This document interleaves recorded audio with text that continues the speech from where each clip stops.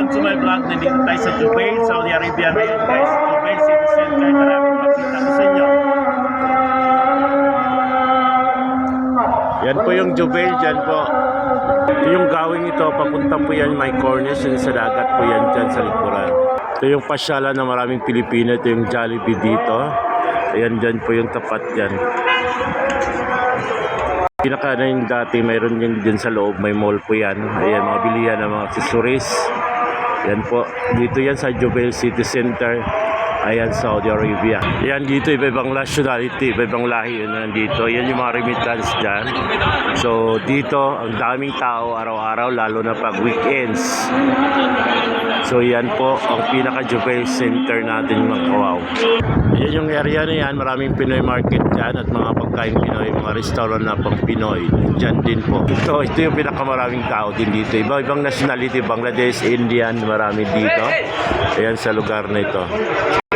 Yan, dito ang daming mga Pilipino. Ayan dito, yung Jubail. Dito naman tapat nito yung sakayan papuntang Al-Kubar, mga private car o mga taxi nandito.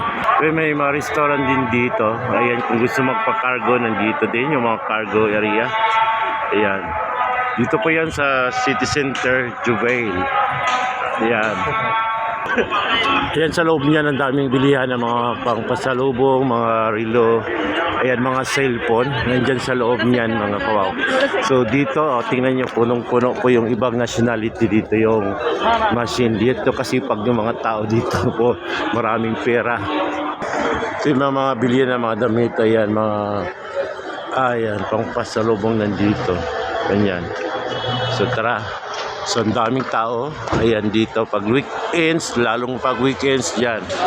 Dyan po, makikita yun dito. Yan yung Jollibee. So, dito, madami-daming ibang lahi, ibang nationality dito. Kasi dito yung mga, ayan, industrial area. Ang daming mga nationality na nag-work dito.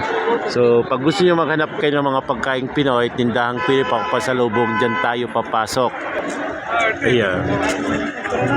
Diyan yung bilihan ng mga pagkaing Pinoy. Ito, magkatabi yung Kadiwa at Kanayon. Ito yan, mga chocolates, mga Asian food na nandito na.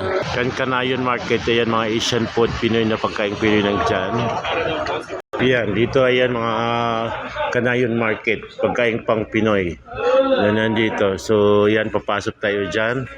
So, dito, lahat ng mga pagkain Pinoy nandito na. So, bibili kayo dito.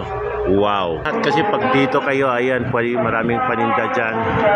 Ayan, kung gusto nyo pumunta ng gold habang kayong galing dito sa Kabayan Market, o mga yan, pasok tayo dito, yung bilihan ng mga gold. Dito yung bilihan ng mga gold. Ayan, pasok kayo dyan. Ayan, puro gold na area na ito, mga kawaw. Ayan. Yan, sa mga naghanap ng gold, ayan ito, dito yan. So, yan, itong area na to, gold shop, makatabi to dito lahat. So, yan.